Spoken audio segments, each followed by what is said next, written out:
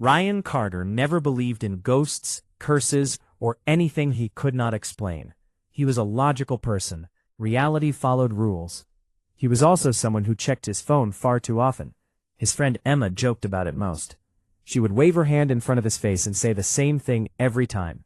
"Put it down, Ryan. You're going to miss something important one day." Ryan always laughed. He never imagined how right she would be. Everything began on a Tuesday night at exactly 3:17 a.m. Ryan woke suddenly. His room was dark except for the green glow of his clock. 3:17 a.m. Then he noticed something impossible. A black door stood at the far end of his apartment. He lived alone. He knew every inch of his home.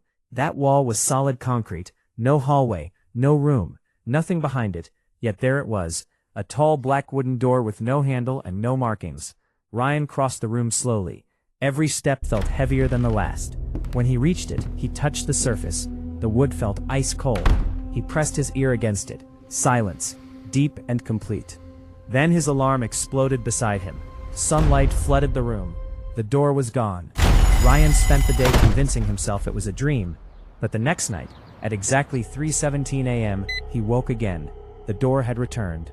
This time it was closer. By the third night, Ryan was not sleeping. He sat awake watching the darkness. The clock changed to 3:17. The room grew cold, and silently the door appeared again. Closer than before. He grabbed his phone and photographed it. Clear proof. He waited for morning. But when sunrise came, every photo was gone. Simply gone. Night after night, the door moved closer. Ryan stopped sleeping. Dark circles appeared under his eyes. His life began falling apart around him. Then one night the door was not fully closed. It stood slightly open, a thin strip of darkness beyond it. Every instinct told him to stay back. Instead, he stepped forward and pushed it open. Beyond it was not a room. It was a memory, a school playground, warm sunlight, children laughing everywhere. Ryan walked through it, and nobody noticed him. Then he saw himself, younger, standing beside a girl with curly brown hair and a bright yellow jacket, laughing. He knew her, but he could not remember her name. Night after night, the door opened onto more memories. School trips, birthday parties, summer afternoons, always the same girl, always beside him, always laughing. Ryan became obsessed. Who was she? Why had he forgotten her? Then one night behind the door was a hospital corridor. Rain on the windows, doctors rushing past. Ryan followed them to a room at the end of the hall. Inside was the girl, lying unconscious in a hospital bed, machines beeping around her. Her parents beside her unable to hold themselves together. A name rose from somewhere deep inside him, Emma. And with the name, everything else came with it.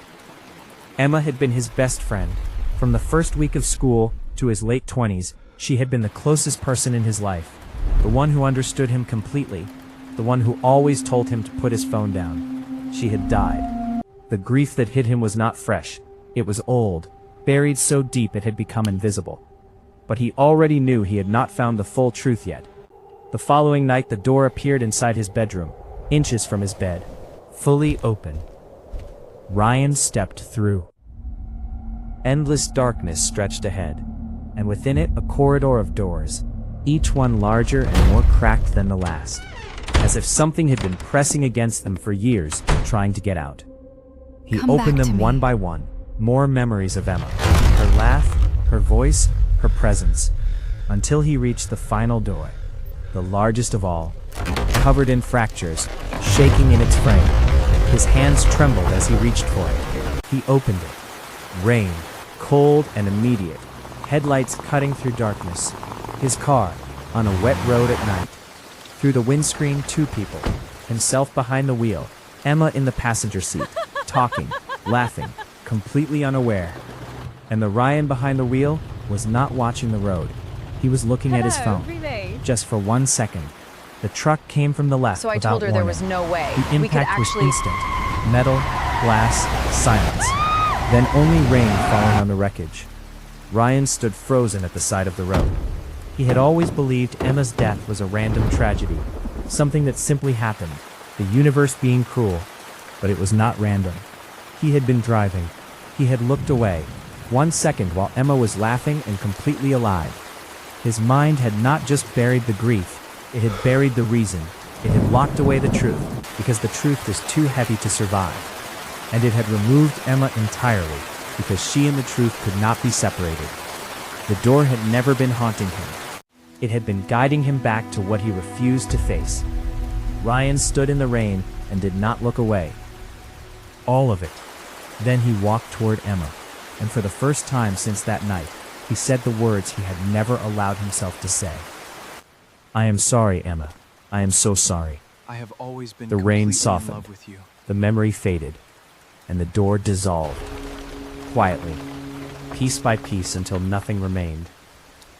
Ryan woke the next morning at 7:42 a.m. No door, no cold air, no darkness. The grief was still there, the guilt was still there. Both would remain. Some things deserved to be carried. But something had shifted. He picked up his phone and called a therapist he had been recommended twice and never contacted because he had always believed he was fine. He was not fine. But for the first time in years, he knew exactly why. And knowing why is where everything real begins. Years later, Ryan still thought about the door that appeared every night at 3:17 a.m. He never saw it again. But sometimes in the quiet hours before dawn, he would remember Emma, the yellow jacket, the laugh, and the words she had said so many times without either of them knowing how much they would one day mean. Put it down, Ryan. You are going to miss something important one day. The most terrifying doors are not the ones that appear in the dark. They are the ones we build inside ourselves. The ones we lock after something unbearable happens. And sooner or later, every locked door finds a way to open.